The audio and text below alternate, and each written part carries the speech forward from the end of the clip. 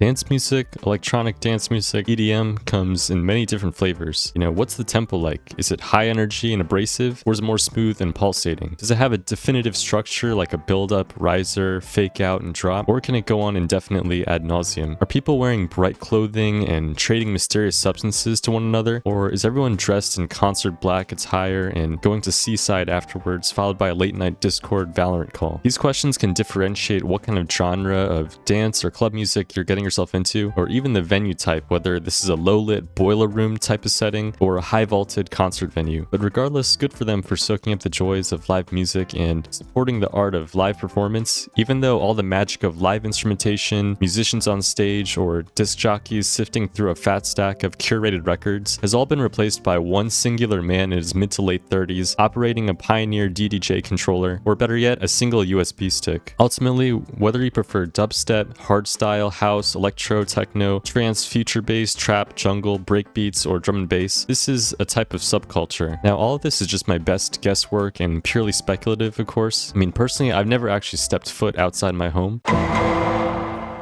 I also need to make an important distinction here that while EDM can be electronic in nature, there's a whole another realm of electronic music. This is the kind of music that I like to call the IDM, or intelligent dance music nerd likes to listen to. And as pretentious as that genre tag sounds, it's very much real. This kind of electronic music is usually very bizarre, very sad, or some combination of the two. I'm talking about artists like Aphex Twin, Kraftwerk, Autechre, One Tricks Point Never, Against All Logic, Fortet, Burial, Boards of Canada, Stereolab, Tim Hecker, Brian Eno, Flying Lotus, John Hopkins, Ski Mask, not Ski Mask. To get a sense of what this sounds like, think of bleeps and bloops. Literally, that's all it is. It's like if you took electronic dance music and killed the whole vibe and made it as undanceable as possible. Very cerebral, very ambient, feels like you're transitioning into a robot in a cold, desolate, dystopian future. And I was told we actually have some footage to show, so let's take a look.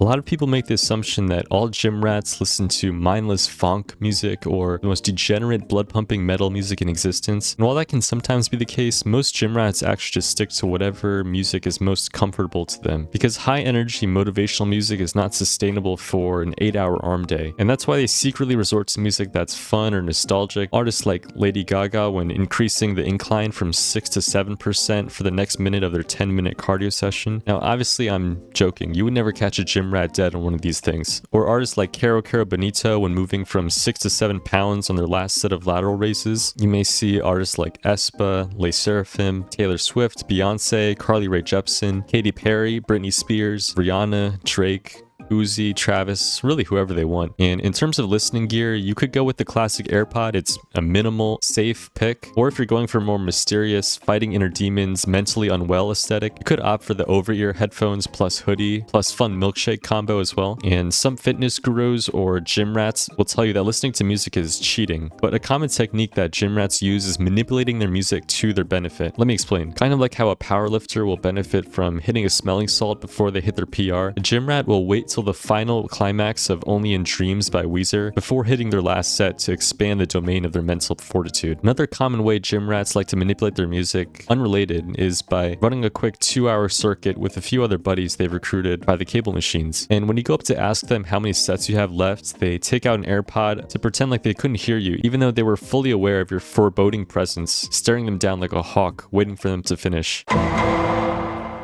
Now, to like anime is one thing. To be a music fan is one thing. To like both anime and music together is another thing on its own. Anime OSTs, J-pop, chord cadences, particular guitar rhythms, city pop vibes, sometimes little funk with slap bass. You know, Japanese music has had an immense influence on Western culture, and there's no need for me to explain their music in this format right here, right now. You already know what the deal is with that. But I want to spend this time talking about another separate lane entirely. There's another particular style of music that anime fans enjoy quite a bit, and it's called Vocaloid. I thought this was some fancy term for vocal music, like some electronic Mongolian throat singing or some doo-wop a cappella. But no, Vocaloid is a digital software that houses a library of anime girl voices that can sing for you if you put in the right inputs. So it's kind of like, dare I say, a VST plugin. The only difference is these anime girls possess their own larger-than-life persona. I mean, I watched some YouTube videos where one of the characters, Hatsune Miku, has her own in-person live concert with a real live live audience consisting of real fans, and not trying to be disrespectful or anything, but it just blows my mind. And I know we should all collectively be concerned about AI music, but shouldn't this also raise at least a little bit of concern? I mean, seriously, it feels like every day we get closer and closer to Joy from Blade Runner, or that one episode of Black Mirror, you know, like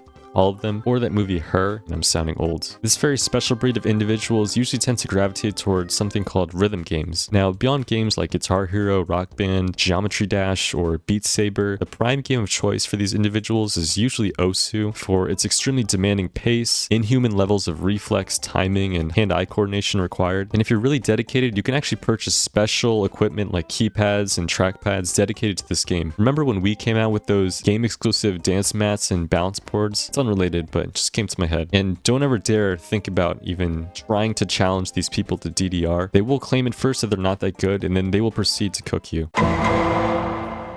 So we first need to understand what kind of gamer we're talking about, because nowadays everyone plays games. Are we talking about the Facebook mom who never put down Candy Crush after 2012 and is now casually a top 10 global leaderboard player? Or are we talking about a cracked 11-year-old who puts thermal paste in their G Fuel before a 12-hour Friday night gaming session? But for the sake of simplicity, I'll be talking about the latter. You know, these are the kind of people who can build an optimal gaming PC from used toaster parts and a soldering iron. They like customizing their keyboard switches and keycaps just for fun, or because they prefer the tactile feedback of a click versus a clack when they go and try to form sentences beyond WASD and spacebar. Now, while there are genuinely some amazing video game OSTs that can be served as standalone amazing music projects, you have to admit that some of these music fans are most likely just victims to the mere exposure effect when listening to League of Legends cue music for the 7th hour straight, because you just can't end on a loss. Once again, gamer is such an umbrella term because there's so many unique pockets in different communities. You have the first-person shooter enjoyers who rely on high-energy EDM or rap music playlists to enhance or heighten their sense of awareness of their surroundings, sharpen their alertness, reflexes, and reaction time in-game. And then you have gamers who have no one else to play with, so they rely heavily on immersing themselves in the OST of that weird indie game that the devs intended you to listen to. And then you have RPG gamers.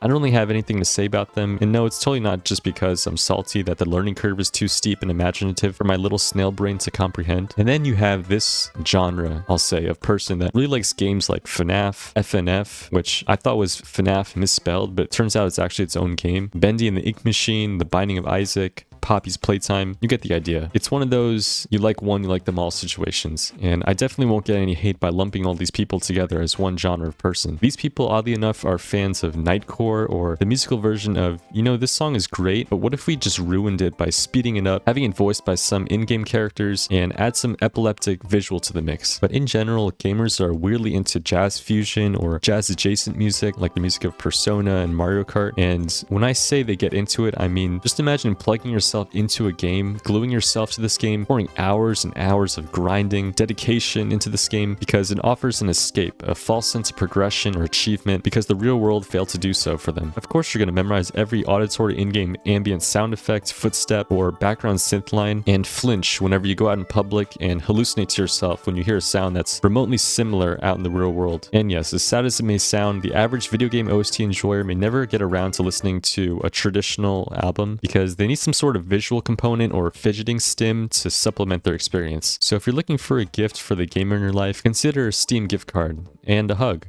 Actually, never mind, don't do that. Now, before I move on to the next stereotype, you may be thinking, well, hold on a second. You've been incredibly biased to PC gamers, and you just skip past an entire community of gamers. You know, what about console players? So I already talked about old heads to some extent in my previous video, but I thought I should be a little bit more specific here. A common item you'll see is barefoot wine, margaritas, eating hors d'oeuvres off the charcuterie tray she received at last year's White Elephant gift exchange. You have these Facebook moms, soccer moms, mom jeans moms, airing out gossip and drama to their girlfriends. You know, they love being a part of something. They love joining something, whether that be the PTA, the HOA, a Pilates class, a Facebook group, or maybe a book club. They can usually go on and on about their musician heartthrobs growing growing up. Artists like Elvis Presley, David Bowie, or George Michael. And some common artists they may listen to are Adele, Alanis Morissette, Kelly Clarkson, Beyonce, Britney Spears, TLC, Taylor Swift, Celine Dion, Cher, Madonna, and possibly folk singer-songwriters like Carly Simon, Carole King, James Taylor, or maybe they're into some late 90s or early 2000s pop like Backstreet Boys, NSYNC, Boyz II Men, New Kids on the Block, Pink, or I don't know, maybe they're into some more rock music like Bon Jovi, John Mayer, U2, Eagles, Billy Joel, REM. But yeah, a lot of classics, a lot of squinting at iPhones if you want to show them something new. It's at this point in the video where I'd like to address all these little subgenres I like to relate together as alternatives. In my mind, this is the postmodern counterculture or subcultures of today. Obviously, the lines are becoming very blurry here. There's a ton of crossover between all these stereotypes because their definitions are so fluid that they tend to bleed into one another. So I'll just briefly go over all of these now, starting with the Grunge Kid. They just yearn to live in Seattle one day if they don't already, just for the vibes alone. You'll notice messy hair, odd sunglasses, torn cardigans and jeans, very fond of wearing flannel, and if you ask them where they got their fit from, they'll tell you, oh, it's just something I cobbled together myself made from beached plastic litter and recycled junkyard tires. They typically like to listen to bands like obviously Nirvana, Pearl Jam, Soundgarden, Alice in Chains, Stone Temple Pilots, and just a warning, they may look at you with contempt if you're wearing this shirt and you can't name 3 songs. Now, I think it can be very easy to confuse goth music fans with emo music fans, so I want to clarify what I believe the difference is in my head and how I perceive this whole situation. Goths listen to artists like The Cure, Joy Division, Bauhaus, Susie and the Banshees, Echo and the Bunnymen, Depeche Mode, Sisters of Mercy, Nick Cave and the Bad Seeds. They may even dig some shoegaze like Slowdive, but this is music that focuses on existential dread, usually very dreary, downtrodden, hopeless, bitter yet sophisticated, identifiable by a tendency to gravitate towards dark academia or Victorian aesthetics. You'll notice elegant corsets, chokers, very accessory driven, very well thought out and put together overall. And despite this outward appearance, goths are actually very friendly, pleasant people.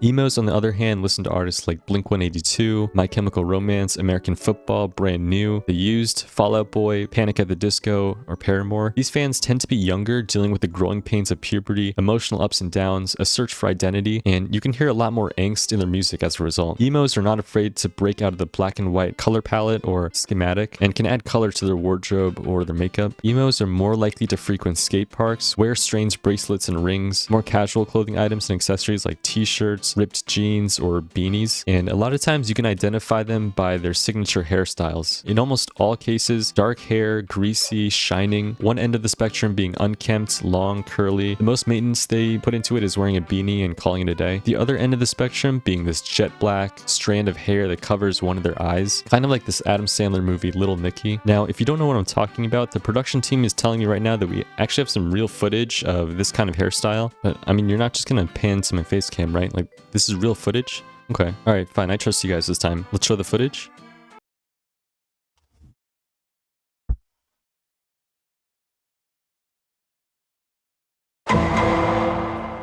Now, this is a species that's on the brink of extinction. Their population and numbers are slowly dwindling, but I wanted to briefly mention these rap rock fusion fans or new metal fans. Really the only bands that have managed to withstand the test of time, and respectfully so, is Rage Against the Machine and Linkin Park. But I wouldn't even lump these in with these other groups like Disturbed, Korn, Evanescence, Limp Bizkit, Papa Roach. I mean, just listen to the song Click Click Boom by Saliva and you'll automatically get what I'm talking about. And these people are hard to spot in the wild just because generationally at this point they've aged and probably gotten a corporate 9-to-5 job at this point. But if you stumble on this mythical pull of a music fan, they will passionately defend their music and say it's overhated. I like to think of the stereotype of a person as Johnny Napalm from Guitar Hero. You know, crazy, wild, spiky hair, piercings galore, usually shirtless. For some reason, these bands are always British, and so having a British accent alongside these shouty, poorly enunciated choruses is just a recipe for misunderstanding. But politically charged, unconcerned with composure, rules, or authority, they tend to like groups like The Clash, The Ramones, The Sex Pistols, Dead Kennedys, Black Flag, Bad Brains, Minor Threat, or Descendants. It's worth noting that they may look at you with contempt if you're wearing this shirt and you can't name 3 songs.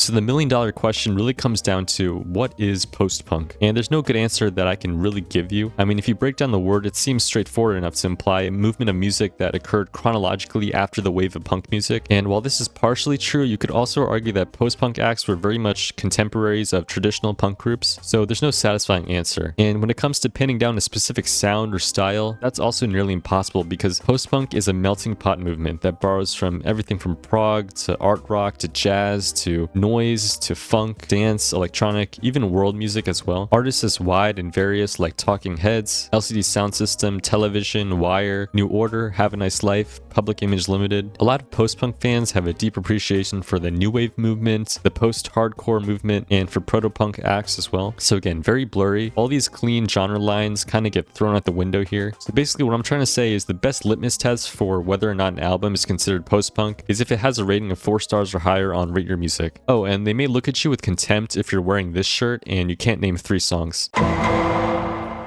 The origin story of a Degenerate goes something like this. They got bored and tired of listening to the same old thing over and over, and in the pursuit of finding something genuinely novel, they will inevitably stumble across this album. And thinking it's just some innocent jazz funk album they've never come across before, they're going to decide to give it a spin. And upon listening, they'll soon realize that there's something far more twisted and intriguing going on here, and thus begins the long, arduous journey into the realm of industrial, noise, drone, power electronics, and no-wave music. A few examples include Coil, Uboa, Lingua Ignota, Converge, or Merzbow. There's a lot of crossover here with some strains of metal music as well. These are the kind of sick, twisted individuals who will clear out their whole weekends just to listen to all 6.5 hours of The Caretakers Everywhere at the End of Time just for the fun of it. They're listening to music just to feel something. These are cold, jaded, devoid of emotion people and hesitant to invite other forms of life into their life. I mean, this music is difficult, it's bizarre, it's sinister, unsettling, tortured, dejected, even frightening at times. The best way I can describe some of this music is that it feels like entering a forbidden lair, an unkempt, tangled mess into the psyche of a messed up person that has no remorse, no compulsion to follow standards or musical structure. It just is. It exists. It's unapologetic and unforgiving. It's not trying to hide anything or sugarcoat anything. It's not trying to appeal or pander to a group or audience. It's more like, oh, you decided to stumble upon me? Well, I don't care who you are, but this is who I am and this is what's happening to me. You know, you give these type of people a 9 Inch Nails record or Lou Reed's Metal Machine music and they'll say it's too pop. You give them a comeback post-rock revival Swans record and they'll tell you the older no-wave stuff was way better. These music fans in my head are kind of like Holden Caulfield from The Catcher in the Rye. They are constantly searching for something real and authentic, and there's nothing phony about this stuff.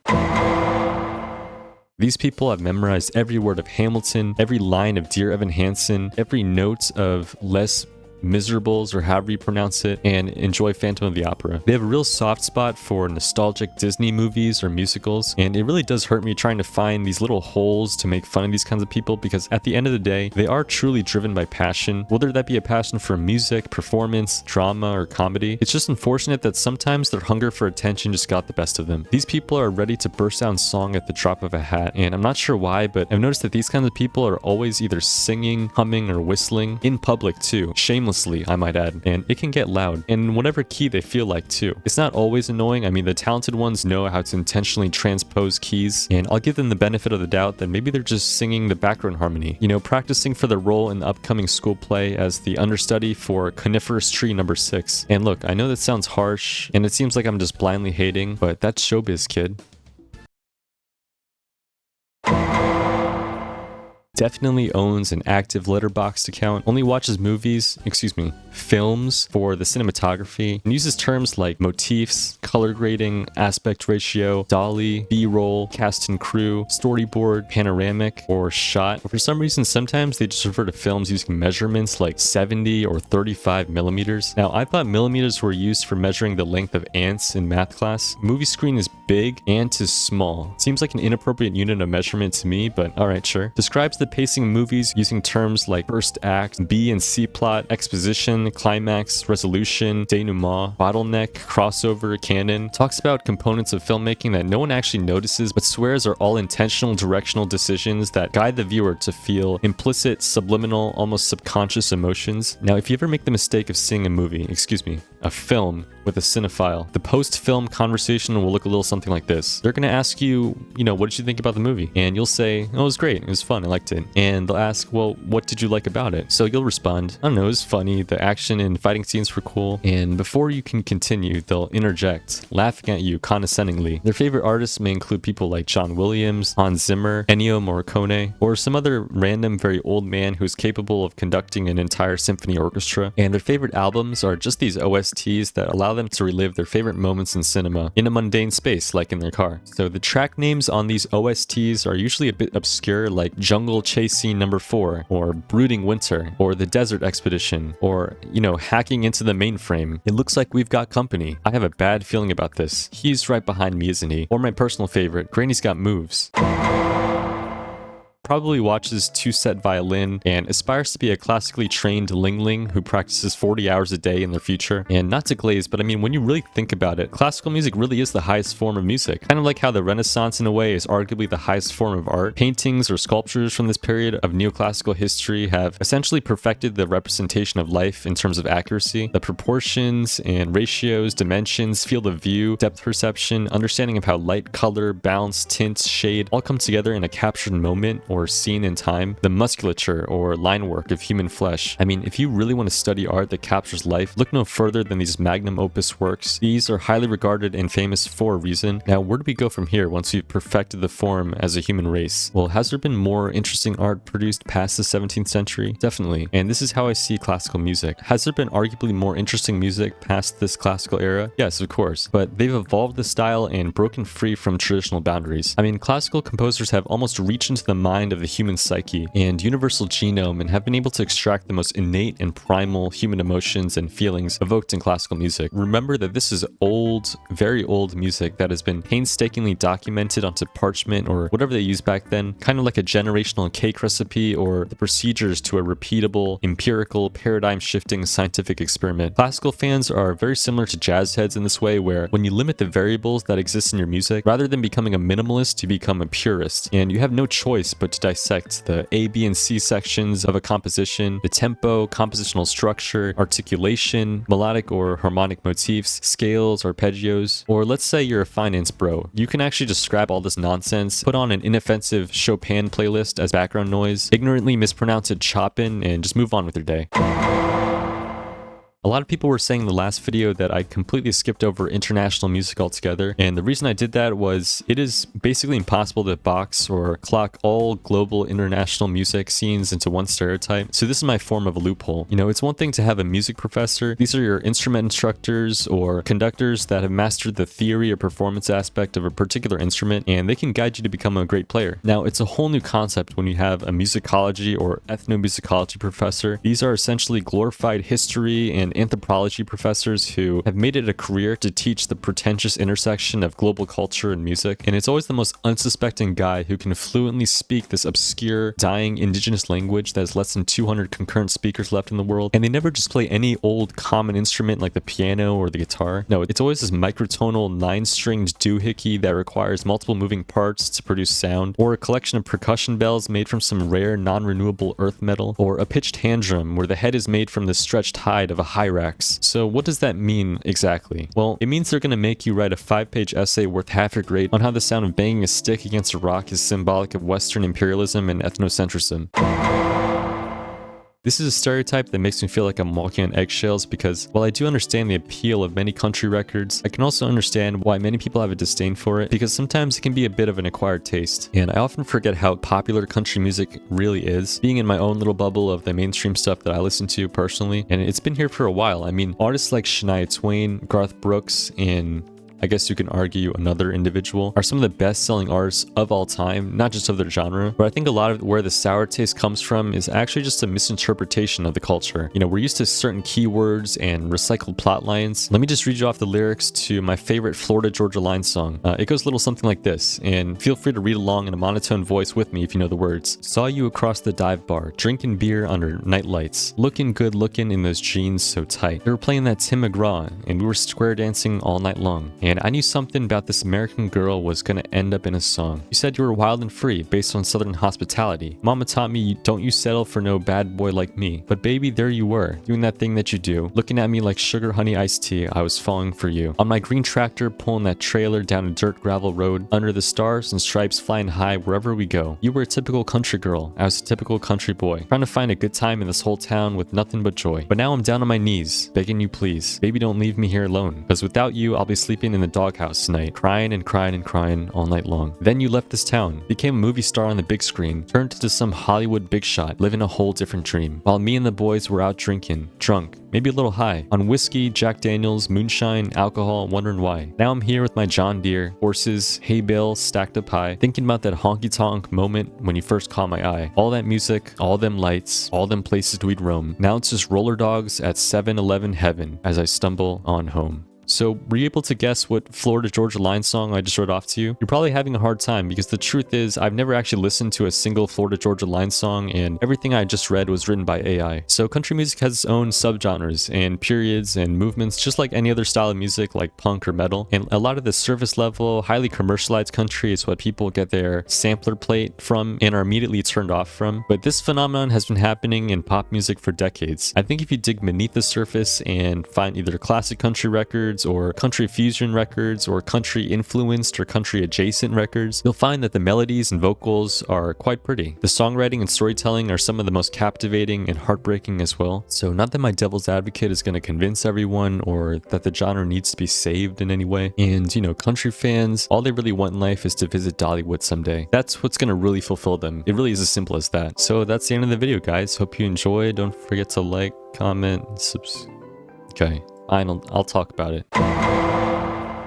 Oh, and you're really gonna make me do a talking head for this one to really expose my ignorance. So yes, the untouchable concept from last video was really just a cop-out for me, not knowing anything about metal. From the very surface level dive that I've done listening to metal, it's dense, sometimes difficult stuff to immerse yourself into for prolonged listening sessions, because if the riffs aren't assaulting you with blistering intensity, then the brutal screeching vocal fries are winning, or if not that, then the pummeling blast beats are playing, or enveloping walls of guitar are flooding your senses. And not that it matters, but all the cover art and band logos just look like crack galore. Metal fans are actually harder than you think to spot in the wild because their age and appearance vary so widely. At least from what I've experienced, metal fans are actually some of the most nice, kind, and respectful people you'll ever meet. They've just adopted themselves into this accepting community, and this art form is the healthiest way of expressing themselves, releasing their pensive rage about the political and economic state of the world. And what was once a heavily gate-kept, genre war-laden community is now moving towards one that is a lot more accepting towards uninitiated and beginner audiences. So I feel a lot safer admitting these days that I only listened to this album because I saw it in a Topster once and I thought it had a cool album cover, and it ended up being a great first introduction into heavy metal for me. Well, actually that album isn't considered heavy metal. If anything, it's closer to North Appalachian black gaze. You can tell by the riff tempo range of 75 to 82 beats per minute, and the distortion quality in the guitars are down-tuned 3.9 semi-hertz instead of the trademark 3.5 semi-hertz that you typically hear in traditional heavy metal, and the tonal character of the vocal performances are indicative of a Scandinavian regional sound influence. I mean, even death metal, doom metal, drone metal, or post metal would have been a better, more accurate descriptor, but I'll forgive you for ignorance on this one.